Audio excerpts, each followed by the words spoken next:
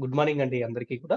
So, ఈరోజు మన topic వచ్చేసి ఒక డొమైన్ అండ్ హోస్టింగ్ పర్చేజ్ చేసిన తర్వాత డొమైన్ అండ్ హోస్టింగ్ ఏ విధంగా కనెక్ట్ చేయాలి? సో, కనెక్ట్ చేసిన తర్వాత ఏ విధంగా వర్డ్‌ప్రెస్ ఇన్‌స్టాల్ చేయాలని కూడా ఈరోజు ఈ వీడియోలో నేను క్లియర్‌గా ఎక్స్‌ప్లెయిన్ అయితే చేస్తాను. వీడియో ఎండ్ వరకు అయితే వినండి. సో, డొమైన్ అండ్ హోస్టింగ్ ఈ 2 కలిపితేనే తర్వాత మనకు ఒక వెబ్‌సైట్ అనేది రెడీ అవుతుంది. సో, వెబ్‌సైట్ రెడీ అయిన తర్వాత కొన్ని మార్పులనేది చేయాల్సైతే ఉంది. అది ఫర్దర్ వీడియోలో మీకైతే ఎక్స్‌ప్లెయిన్ అయితే చేస్తాను. సో, ప్రెజెంట్ వచ్చేసి మనము 3 కంపెనీల దగ్గర మనం డొమైన్ అండ్ హోస్టింగ్ అనేది ఏదో ఒక కంపెనీ దగ్గర అయితే తీసుకుంటాము.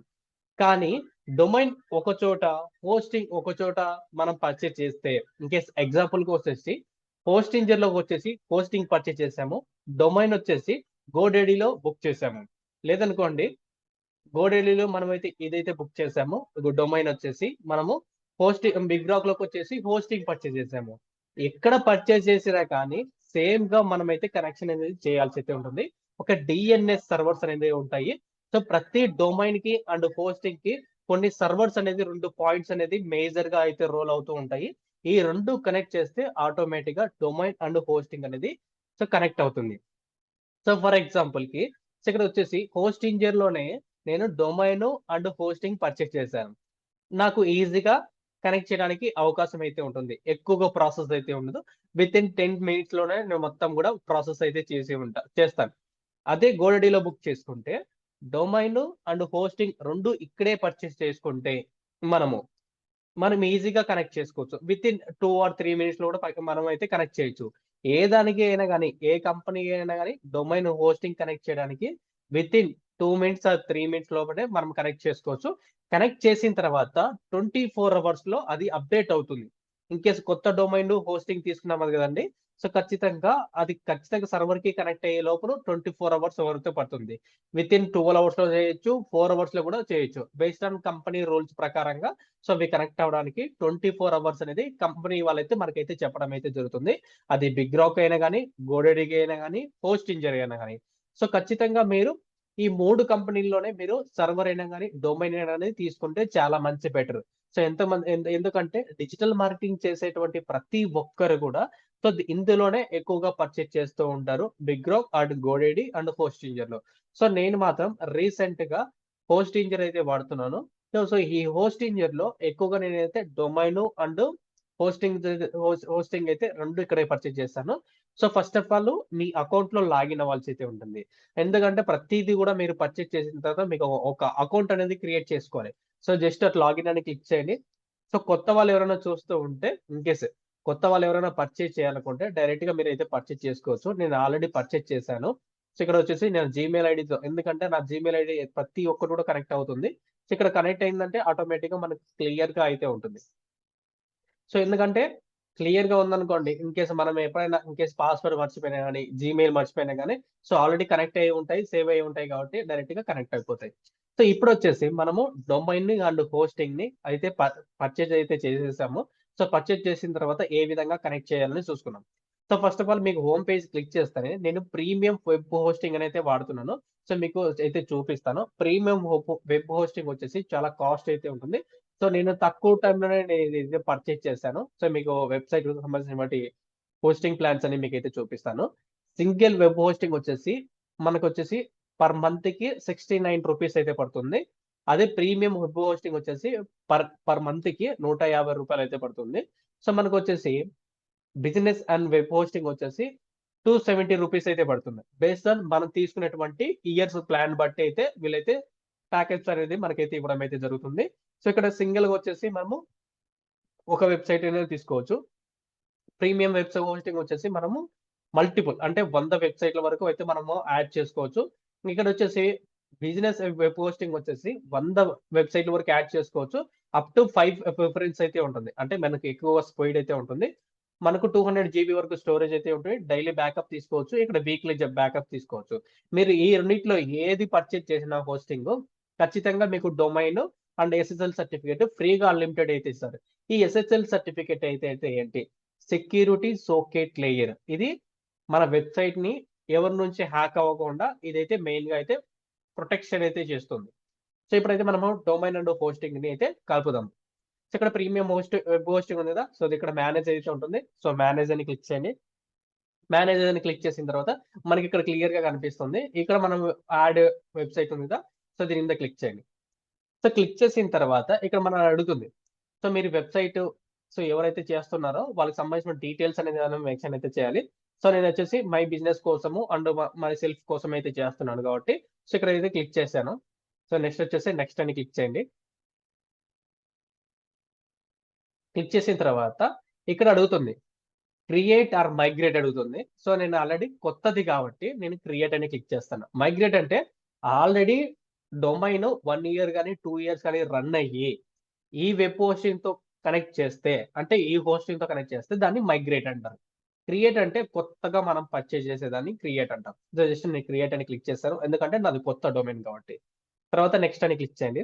నెక్స్ట్ అని క్లిక్ చేసిన తర్వాత హోస్టింజర్ వెబ్సైట్ బిల్డర్, ఇది హోస్టింగ్ అనే ఆటోమేటిక్ గా మన వెబ్సైట్ బిల్డ్ అవుతుంది. కానీ మనం వర్డ్ ప్రెస్ ఇన్స్టాల్ చేసుకొని మనం మాన్యువల్ గా మొత్తం కూడా డిజైన్ చేద్దాం. అసలు వర్డ్ ప్రెస్ అంటే ఏంటి? సో చాలా మంది కోడింగ్ నేర్చుకుంటారు.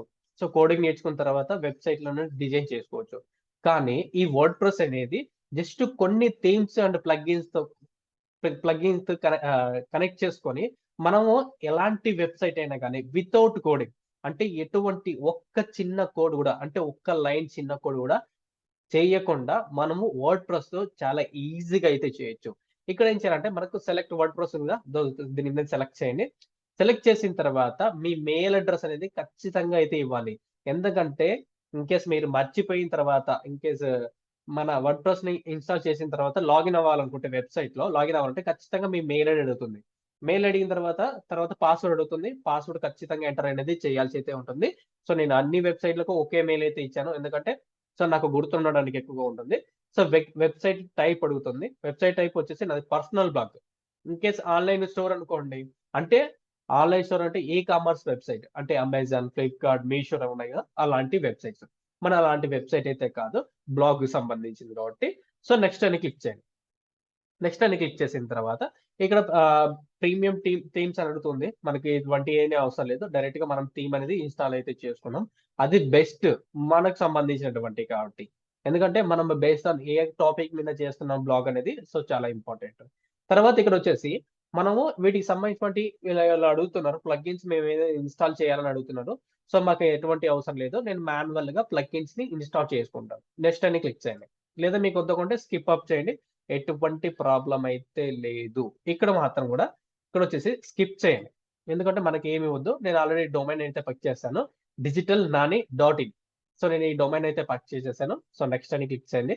నెక్స్ట్ అని క్లిక్ చేసిన తర్వాత విత్ ఇన్ 1 మినిట్ లోనే వర్డ్ ప్రెస్ ఇన్స్టాల్ అయ్యి మనకైతే కనెక్ట్ అయిపోతుంది.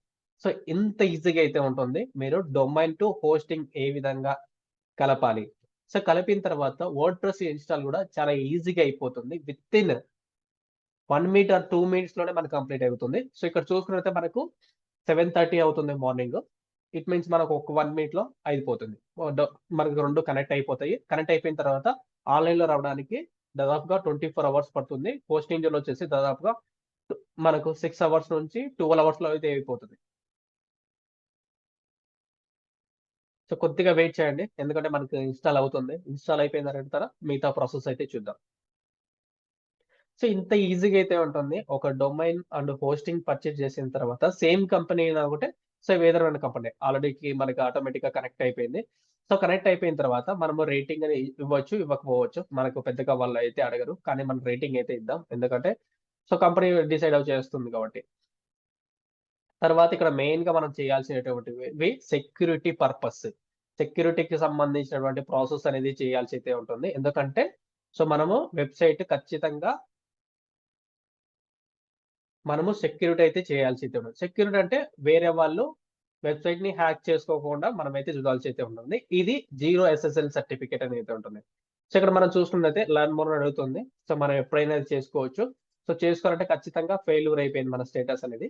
సో మీకైతే చూపిస్తాను SSL సర్టిఫికేట్. ఈ SSL సర్టిఫికేట్ అనేది హ్యాకర్స్ నుంచి కాపాడడానికి మెయిన్ గా యూజ్ చేస్తారు ప్రతి కంపెనీకి కూడా. సో ఇక్కడ లాక్ సింబల్ అయితే ఉంటుంది. మీరు చూసుకున్నట్లయితే ఇక్కడ కరెక్షన్ సెక్యూర్డ్ అనేది చూడండి. సెక్యూర్ అంటే ఈ వెబ్సైట్ ని ఎవ్వరు హ్యాక్ చేయలేరు. ఈ సెక్యూరిటీ పర్పస్ మాత్రం. అదే ఈ ఎస్ఎస్ఎల్ సర్టిఫికేట్ అనేది. సో, కంపెనీ వాళ్ళే ఎవరైతే హోస్టింగ్ తీసుకుంటారో వాళ్ళకే ఫ్రీగా అనేది కంపెనీ వాళ్ళైతే ప్రొవైడ్ అయితే చేయడం అయితే జరుగుతుంది. సో, ఈ ఎస్ఎస్ఎల్ సర్టిఫికేట్ కూడా వితిన్ 2 మినిట్స్ ఆర్ 3 మినిట్స్‌లో మనకు మొత్తం కూడా ఇన్‌స్టాల్ అయిపోతుంది. దాని గురించి ఏం పట్టించుకోవద్దండి. సో, ఖచ్చితంగా ఎస్ఎస్ఎల్ సర్టిఫికేటే ఇన్ కేస్ ఇన్‌స్టాల్ అయిందని మీరు ఎలా చూసుకోవాలంటే, ఎప్పుడైతే మీరు డొమైన్ కనెక్ట్ చేస్తారో ఇక్కడ dashboard, WordPress, hosting, performance, security కింద ఎస్ఎస్ఎల్ అని ఉంటది. ఈ ఎస్ఎస్ఎల్ మీద క్లిక్ చేస్తేనే మాత్రం మీకు ఇక్కడ ఎస్ఎస్ఎల్ సర్టిఫికేట్ అనేది ఉంటది. ఇక్కడ చూడండి. ఏదైతే డొమైన్ అయితే ఉందో లైఫ్ టైమ్ ఎస్ఎస్ఎల్ ఉంది. 0 ఎస్ఎస్ఎల్ ఉంది ఇక్కడ. దాని తర్వాత ఇన్‌స్టాల్ అయితుంది. సో, ఇన్‌స్టాల్ అవ్వడానికి కొద్దిగా టైం అనేది తీసుకుంటుంది. దాని తర్వాత మీకు డొమైన్, వెబ్‌సైట్‌కి సంబంధించిన డీటెయిల్స్, ఫైల్స్, తర్వాత డేటాబేస్, అడ్వాన్స్. మనకి ఇవేమీ అవసరం లేదు. జస్ట్ మనకి ఇన్‌స్టాల్ అయిపోతే ఆటోమేటిక్‌గా అయిపోతుంది. తర్వాత వచ్చేసి డాష్‌బోర్డ్‌కి అయితే వచ్చేయండి. సో, డాష్‌బోర్డ్‌కొచ్చిన తర్వాత ఆటోమేటిక్‌గా మీకు అది కనెక్ట్ అయిపోయిన తర్వాత ఇన్‌కేస్ మన ఎస్ఎస్ఎల్ సర్టిఫికేట్ అయిపోయిన తర్వాత, కనెక్ట్ అయిన తర్వాత మీరు ఇక్కడ క్లియర్‌గా అయితే చూడొచ్చు. ఇక్కడ మనకు కనెక్షన్ నాట్ సెక్యూర్ అయితే ఉంది. అంటే ఇంకా ఇన్‌స్టాల్ అవ్వలేదు. ఎందుకంటే మనకు సెక్యూర్డ్ అవ్వడానికి కొద్దిగా టైం పడుతుంది. సో, ఇది మన టోటల్‌గా